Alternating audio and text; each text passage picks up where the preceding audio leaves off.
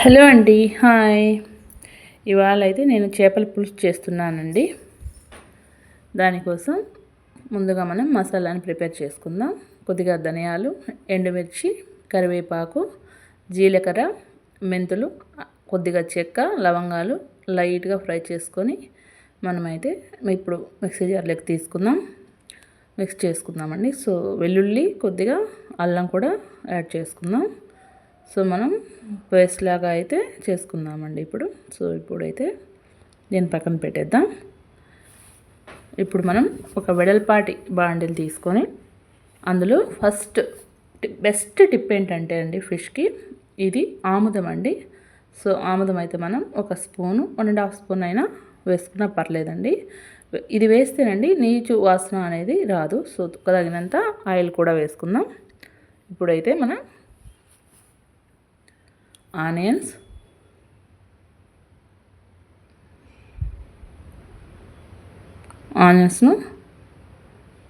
Add చేసుకుందాం. చెక్క, లవంగాలు, కొద్దిగా మెంతులు, జీలకర్ర, ఆనియన్స్ కూడా వేసుకుందామండి. ఆనియన్స్ కొద్దిగా కరివేపాకు వేసిన తర్వాత ఆనియన్స్ని ఇలా కలిపెట్టేసుకొని గోల్డెన్ బ్రౌన్ కలర్ వచ్చేంత వరకు ఫ్రై చేసుకొని ఇందులో కొద్దిగా టమోటాలను యాడ్ చేసుకుందాం. వీటిని అయితే మనం మెత్తగా బాగా ఉడికించుకోవాల్సి ఉంటుందండి ఆయిల్లోనే.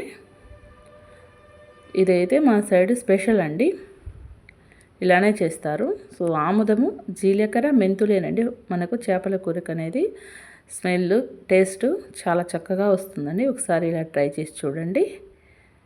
ఇప్పుడు మనం కొద్దిగా పసుపు కూడా యాడ్ చేసుకుందామండి.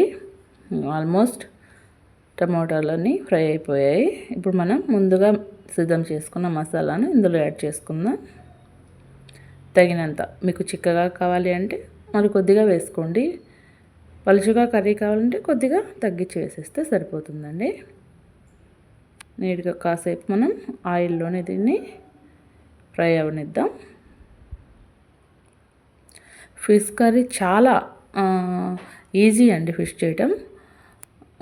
ఇలా చేస్తే చాలా టేస్టీగా ఉంటుందండి. సో ఇలా ఫ్రై అవుతుందండి. ఇప్పుడు మనం కాసేపు అడగంటుకోకుండా కలిపెట్టేసి సాల్ట్ కొద్దిగా యాడ్ చేసుకుందాం.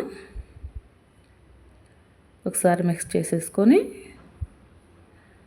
ఇందులోకి ముందుగా చింతపండు రసం అయితే మనం తీసి పెట్టుకున్నాం కదండి, దాన్ని కొద్దిగా మనం అప్పిప్పి పడకుండా కొద్దిగా ఫిల్టర్ చేసుకోవాలండి. సో తగినన్ని వాటర్ కూడా యాడ్ చేసుకోవాలి. మీకు వీడియోలో చూపిస్తున్నట్లయితే